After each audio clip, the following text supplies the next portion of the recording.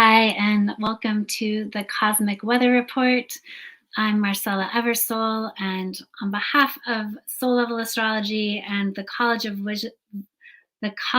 of Visionaries and Wizards, we're excited to be kicking off this year's program.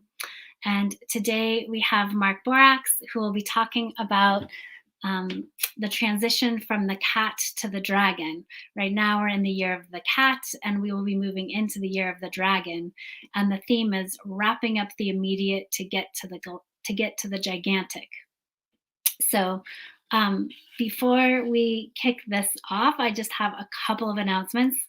The first is that our tribal drumbeat program is still open through, I think it's October 10th or mid-October. This is our subscription program, so we have different special opportunities that we offer to those folks. One of them is a class that will start on Saturday, which is called Sun Signs for Our Times, where this week Mark will be exploring the sign of Libra, and then each month he'll go in depth into that sun sign based on his new book, The Ruby Heart of the Dragon, Sun Signs for Our Times. You also, folks that are part of that subscription program, get to participate in a 6-week class called Dismantling the Machine of Self-Negation to Get to the Sweetness of Life. And there's also a free 20-minute session that Mark offers to those folks. So anyway, there is information that I'll plop into the comments, and you can check that out below. And without further ado, I guess I'll also weave in that Maria Alejo and Lily Swan have been offering a Venus piece of that tribal drumbeat program as well that they'll be continuing to offer this year. So with that, I will go ahead and turn it over to you, Mark. Howdy, everybody. This is Soul Level Astrologer Mark Borax coming to you from the top of Putney Mountain, Vermont, with the CWR Live, the Cosmic Weather Report, from the cat to the dragon, wrapping up the immediate to get to the galactic. Now, most people think of the year 2023 as the year of the rabbit, and it is the year of the rabbit for some Eastern countries. But there are other countries who see it as the year of the cat. So it's really the only animal year that has two possible animals. And I've always been a cat person my whole life, so I relate much more to the cat part of this year. And but that cat year will be giving way on February 9th, when the new moon in Aquarius ushers in the year of the dragon, which is much, much different energy than the year of the cat. In immediate graphic context, the cat is a very small animal and one of the smallest, along with the rat. And the dragon is definitely the hugest animal of all. But not only is the dragon the most gigantic of all animal forces in the Oriental pantheon, but it's also the only mythical animal, because all the other animals exist in the so-called real world around us. You're the rat, ox, tiger, cat, horse, sheep, monkey, and dog, and so forth.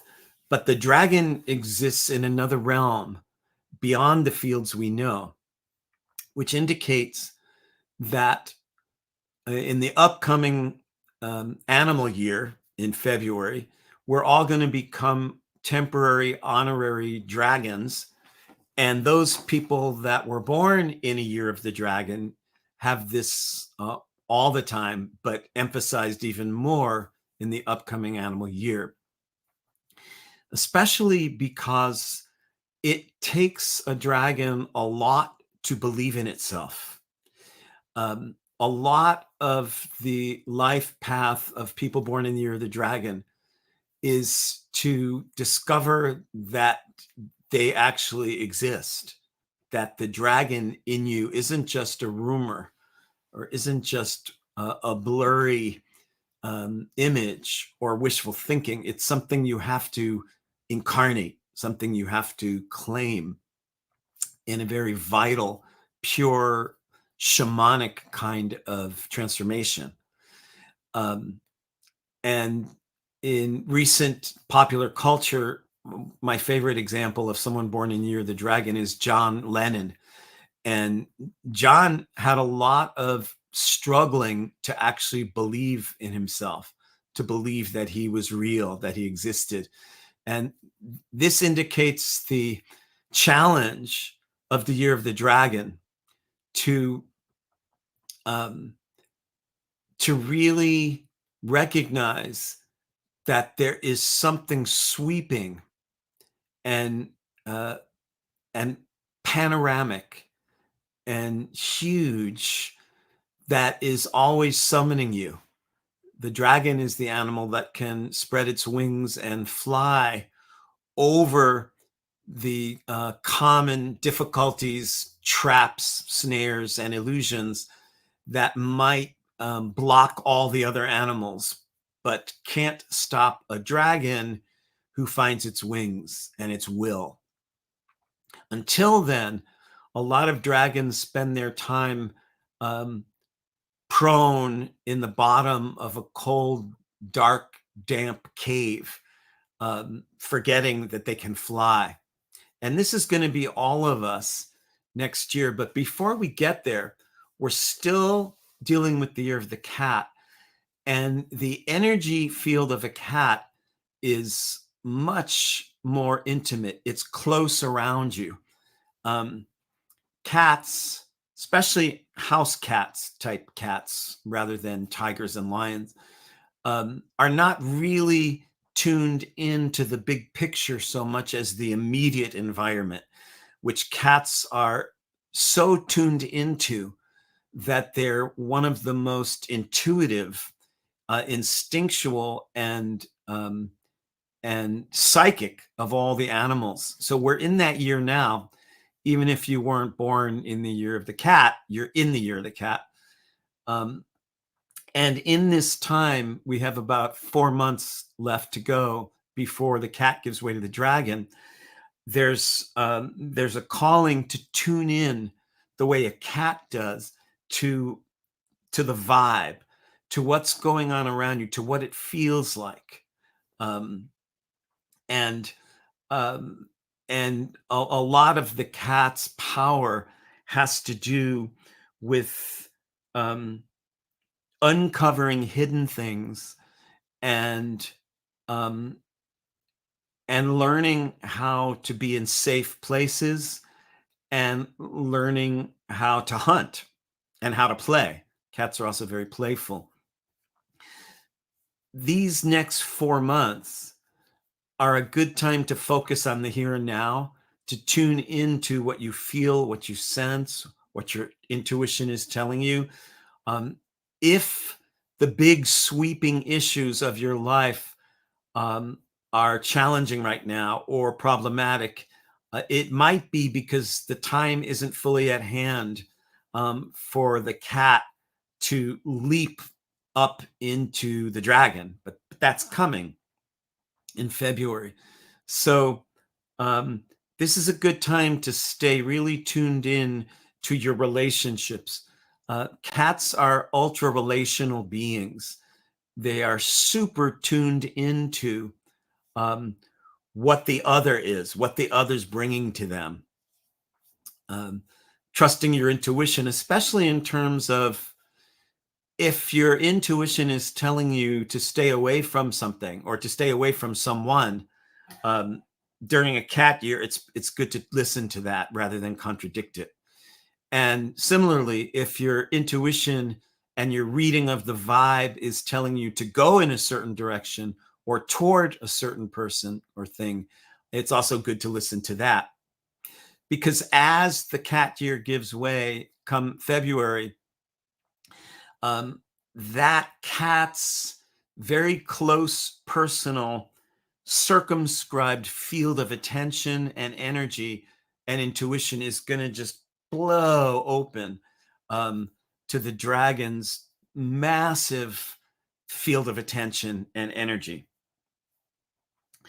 At the same time that we're wrapping up the time of the cat during the next few months, we're still dealing with a major conglomeration of retrograde planets. And it's the big astrology planets. It's Jupiter, Saturn, Uranus, Neptune, and Pluto. And with that many planets retrograde, the similar to the cat, the energy is really about looking inward and tuning in.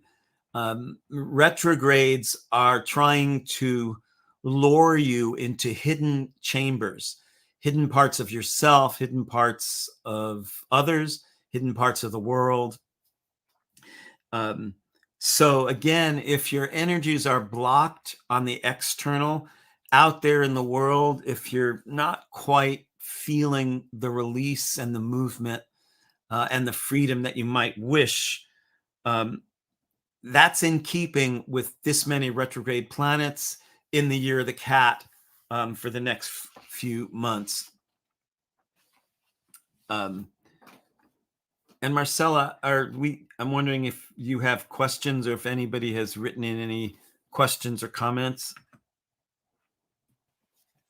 I'm just unmuting myself here. Let me check it out. I'm not saying anything. I was just going around making sure it's all working everywhere. But yeah, I don't see any questions that have come in so far.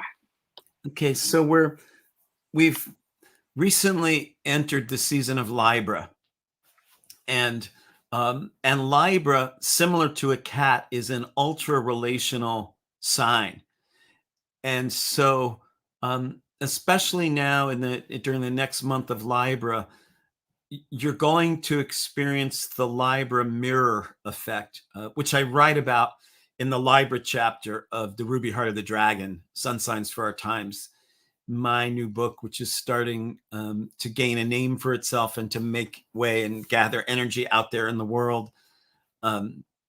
Thanks to my team and my students and Marcella, we're really spreading news of the book. And in that Libra chapter, especially, I go into the mirror effect,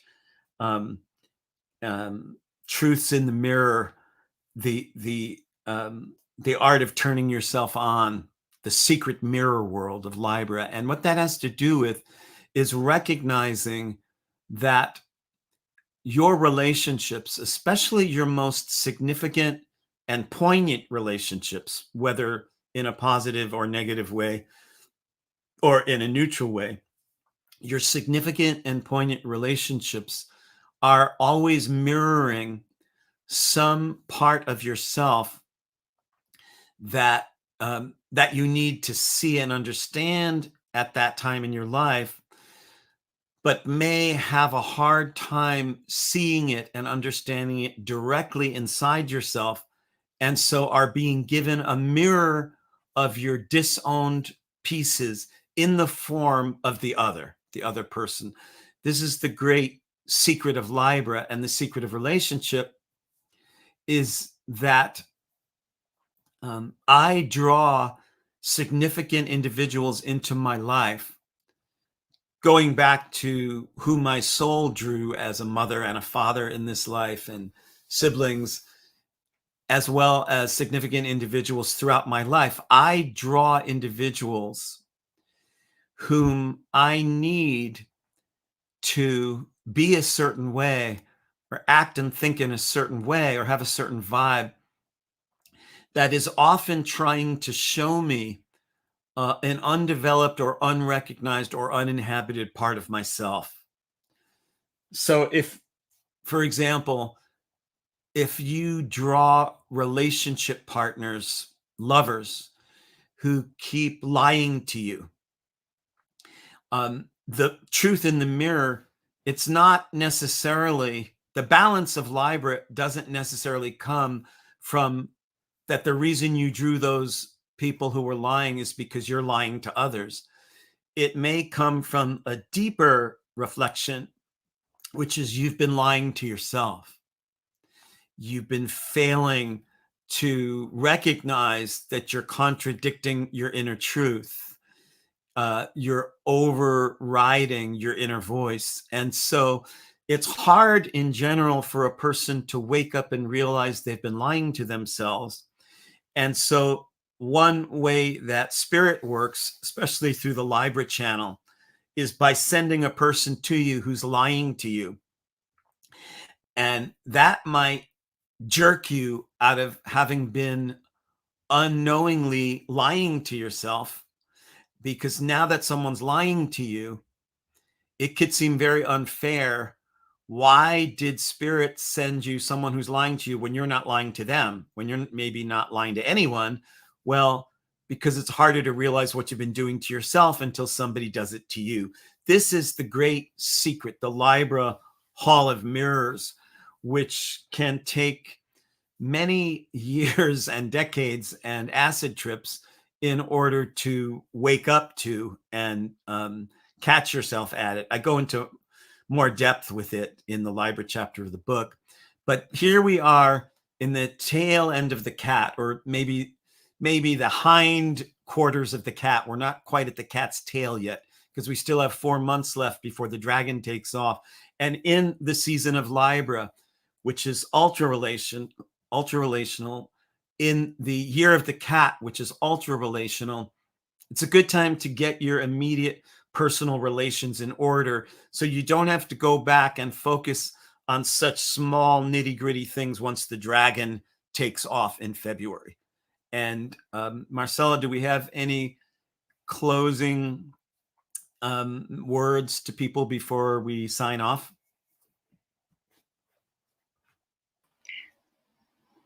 Sorry for the delay.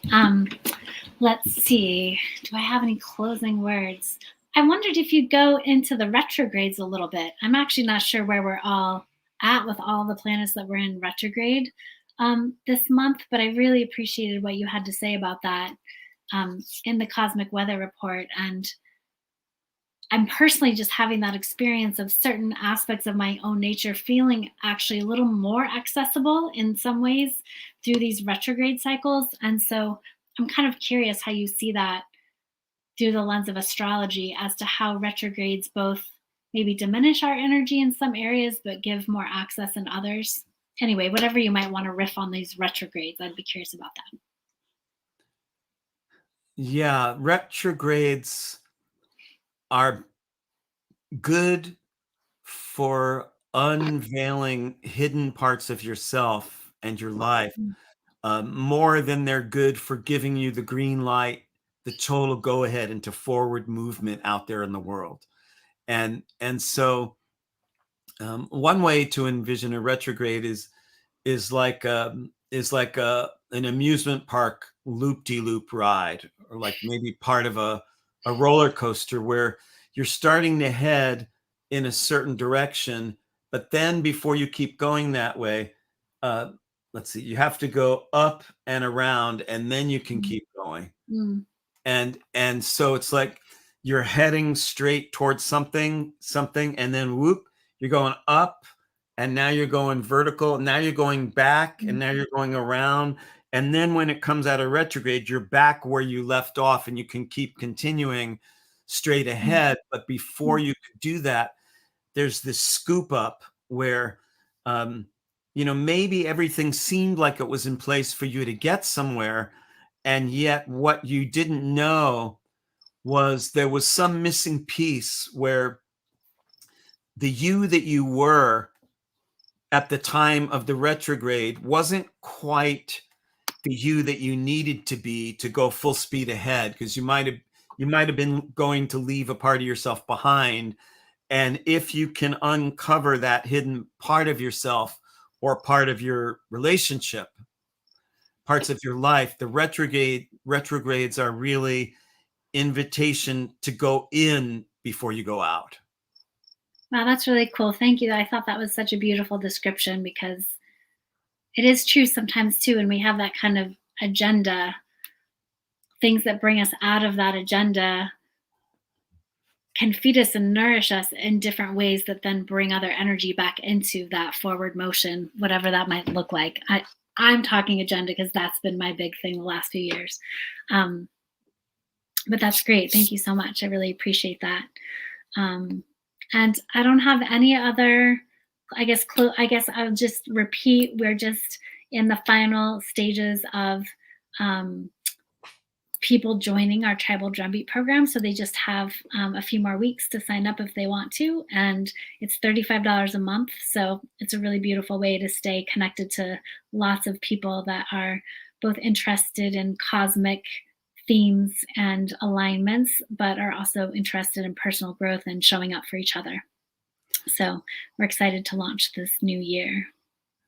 Yeah, and from now through September, we're going to be doing the Cosmic Weather Report lives on the second Wednesday of each month? Yes, it's the second Wednesday of each month. So we'll stream. We're not going to be streaming every week like we did during the book launch, but we'll be streaming once a month on the second Wednesday at 2:30.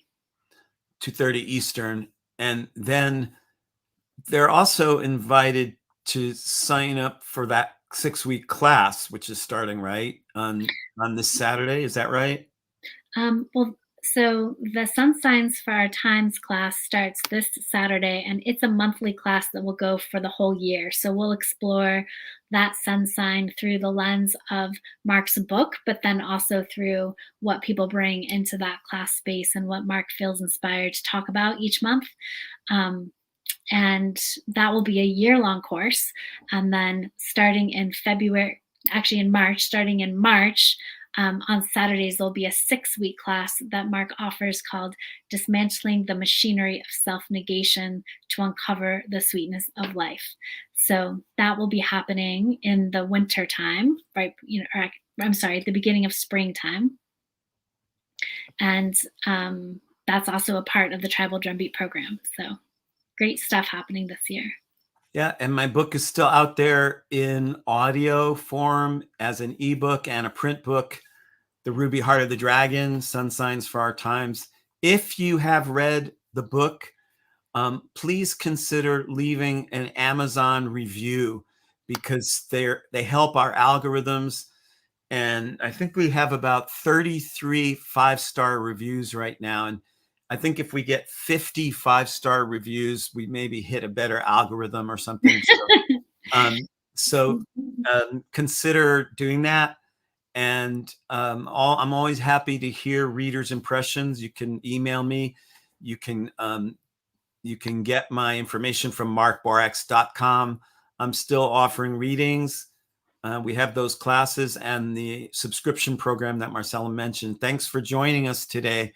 The CWR live from the cat to the dragon. Beautiful. Oh yeah, I'm still getting my streaming muscles in place. Let's see if I can close us off with our thank you and some music. Thanks again for joining us, everyone.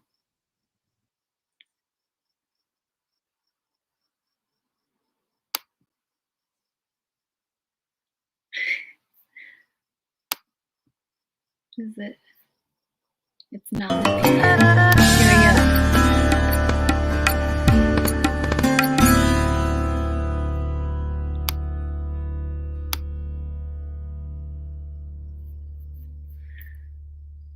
All right, everyone. I'm having a sticky technical moment here for some reason.